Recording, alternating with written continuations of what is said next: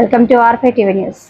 YSR Congress party పిలుపు మేరకు మైదుకూరులో కూటమి పాలన వెన్నుపోటుకు 2 ఏళ్లు కార్యక్రమం నిర్వహించారు.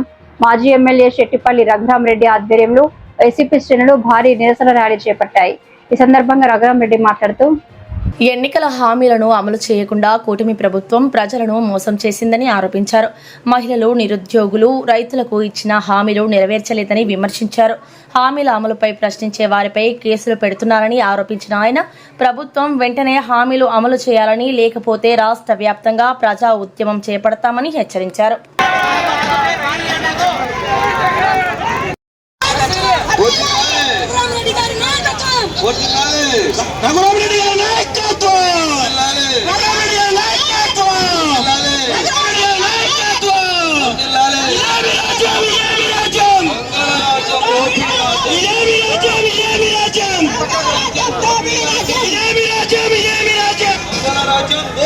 హామీలు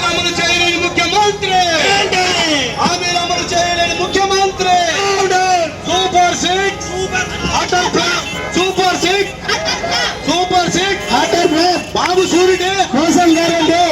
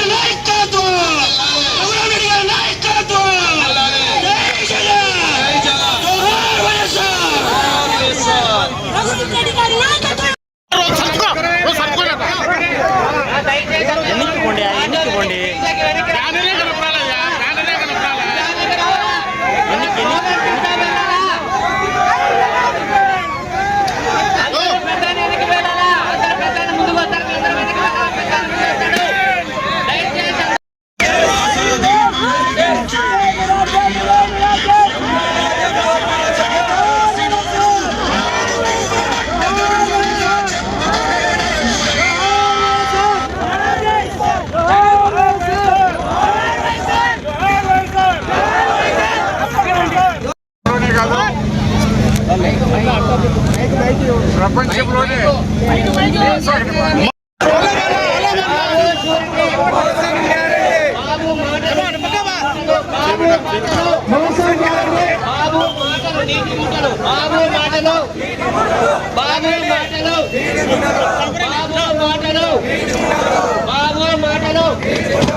సూపర్ సిక్స్ అంటే అట్టర్ ఫ్లాప్. సూపర్ సిక్స్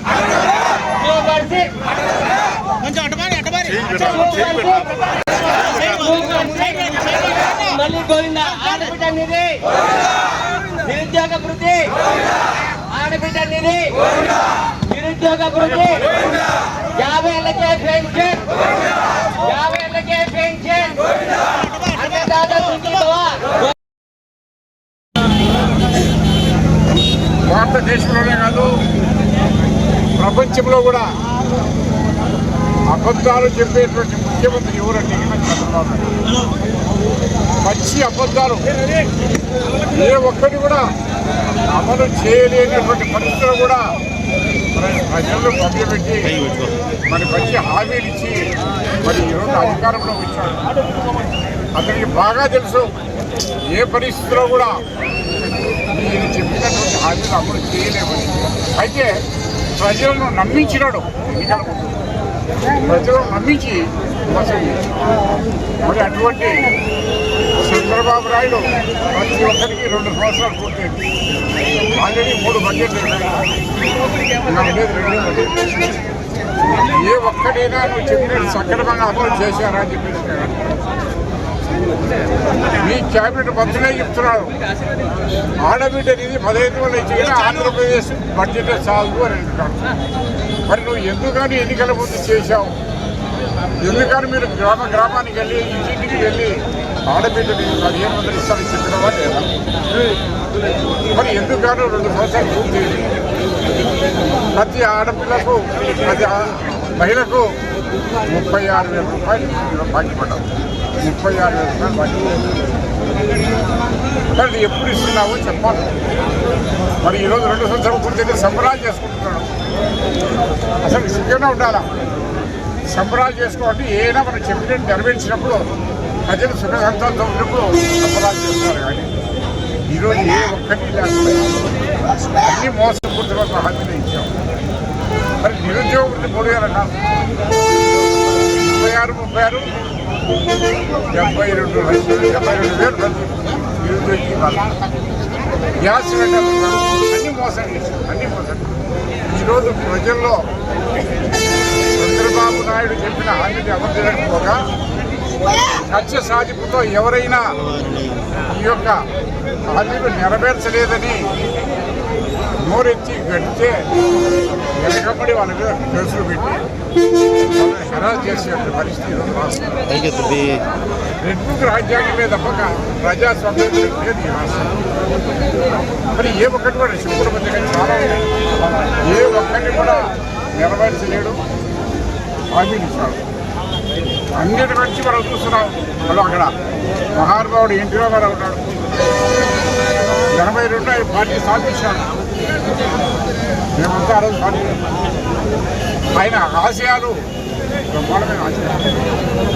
ప్రతి ఇంటికి రోటీ కపడా మకాన్ ₹2 ప్రయోజనం ప్రవేశించాడు.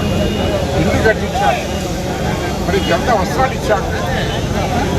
ఎక్కడే అన్నిటికి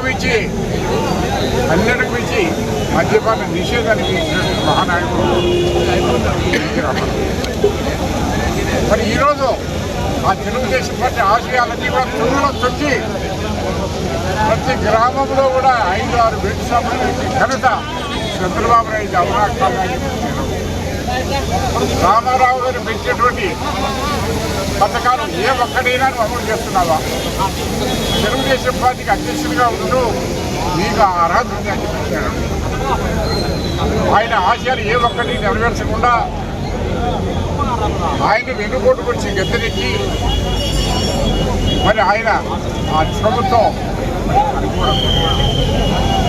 అటువంటి నాయకుడికి ఊరికి విగ్రహాలు పెడుతున్నావు తప్పక, దండలు వేస్తున్నావు తప్పక, చనిపోయిన తర్వాత బతికినప్పుడు ఎమ్మెల్యే దగ్గర కూడా రానిచ్చేవాడు కాదు చంద్రబాబు. ఎన్టీ రామారావు బతికిన దగ్గర కూడా రానియలే. ఆయన చనిపోయిన తర్వాత ఈ విగ్రహాలకు దండలు వేస్తూ మరి ఆ తెలుగుదేశం పార్టీ యాక్షన్ చేస్తున్నాం. మరి ఆశయాలు నెరవేర్చలేదు. మరి ఈరోజు అటు రామారావు గారిని వెన్నుకోటుకు వచ్చాం. ఈరోజు మహిళలకు వెన్నుకోటుకు వచ్చాం. నిరుద్యోగులకు వెన్నుకోటుకు వచ్చాం. రైతులకు మహిళలకు వెన్నుకోటుకు వచ్చాం. వర్గాల మధ్య ఈరోజు మోసం చేసి అధికారంలో వచ్చాం. మరి ఇప్పుడు ఒకటే పని చెప్తున్నాం. మేము కూడా ప్రజలకు వెళ్తున్నాం. ఖచ్చితంగా చెప్పినట్టు అమలు చేయకుండా పోతే ప్రజా ఉద్యమంగా మేము ముందుకు పోవాలని చెప్పేసి కూడా మా వైఎస్ఆర్ కాంగ్రెస్ పార్టీ నిర్ణయం తీసుకుంది. ఇక రాబోయే రోజుల్లో ఇంతకంటే రెట్టింపు ఆందోళనతో మరి ప్రభుత్వానికి కన్ను తెరిపించే విధంగా పోరాడతామని చెప్పేసి మనం